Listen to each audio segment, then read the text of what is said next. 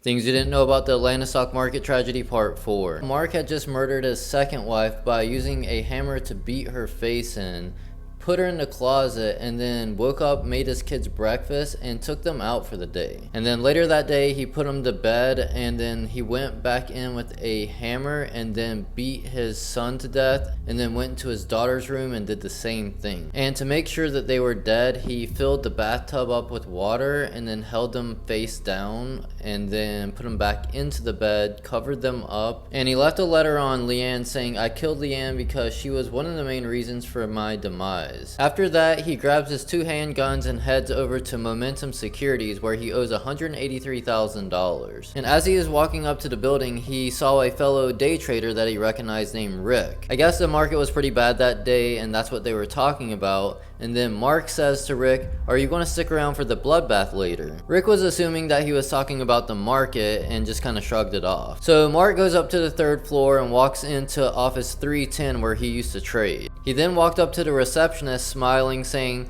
that he was there to do some day trading, that he wanted to speak to Justin because he had $200,000 that he wanted to put into his account, but he wanted to make sure that they were going to let him trade. Now, Justin was the manager that closed out his account. She told him that Justin was out of the office, but he would be back later, but he could give him a call if he wanted to. So he calls up Justin and says that he's at the office and that he's willing to pay off the whole debt and he wants to start trading. So Justin was excited to hear from him and was like, "Good to hear from you, and if you're going to make that deposit, go ahead and start trading and I'll be there soon." He wanted to wait till Justin got back because he was going to be his first victim. So while he waited, he walked around to the break room and made conversation with people. But he was slowly growing more tense and people started to notice. And then he spotted a co-manager named Kevin going for the coffee pot, and that's when he changed his mind and made him the first victim. Kevin notices Mark and sees that he looks kind of tense, but he says, "Hey Mark, how's it going?" And then Mark kind of grins and says,